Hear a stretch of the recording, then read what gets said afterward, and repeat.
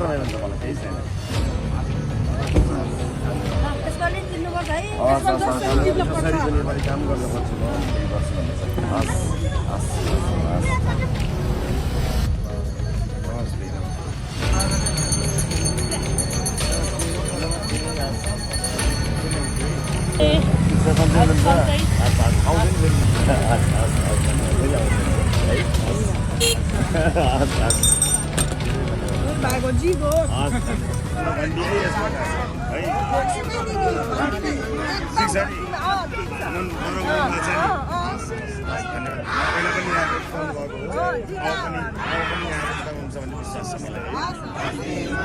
वृद्ध उमेरमा पुग्नुभएका बाआमाले चोखो मनबाट दिएको आशिक खेर जाँदैन भन्ने कुरामा मलाई पनि विश्वास छ। म अझै पनि त्यही विश्वास रहेको छु। त्योभन्दा ठुलो विश्वास म तपाईँलाई दिलाउन चाहन्छु, इमानको विश्वास। त्यही इमान्दारी बोकेर म चितवन आएको।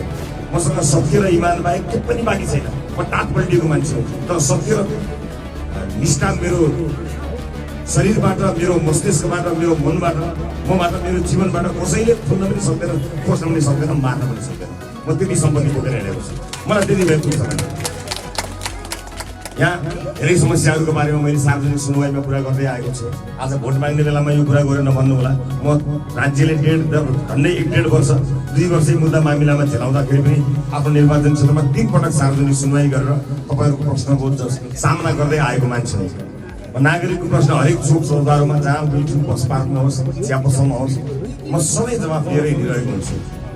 सधैँ म नागरिकका जिज्ञासाहरूलाई शान्त गर्दै उहाँहरूका कुराहरूलाई भन्दै हिँडिरहेको मान्छे हो। मेरो लागि नौलो होइन। म भोट माग्दा मात्र नागरिकलाई भेट्ने त्यस्तो नेता बन्न पनि चाहन्न, म त्यस्तो मानिस होइन भन्ने कुरा यहाँले देख्दै रहनु भएको छ।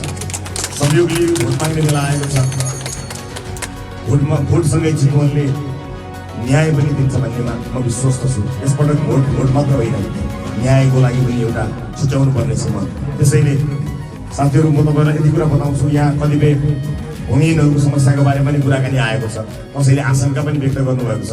मैले तपाईँहरूलाई प्रश्न भनेको छु, झुटा आश्वासन, झुटा बाचा त्यो मेरो रगतमा नभएको कुरा हो, मेरो हृदयमा नभएको कुरा हो।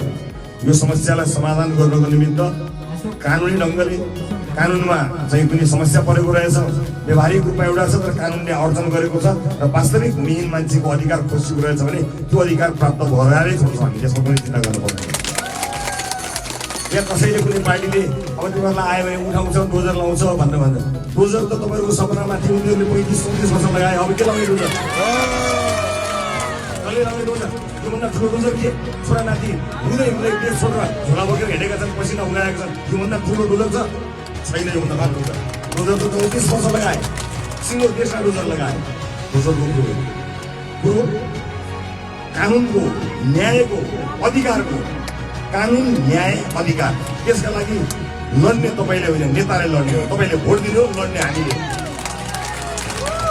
सामर्थ्य पुर्याउँछ। हिजो पनि लडेकै हो, 21 सिट हुँदाखेरि पनि लडेकै हो, एक्लै पनि लड्छु भनेर हिँडेकै हो, हिजो पनि लडेकै हो, अब पनि लड्ने हो।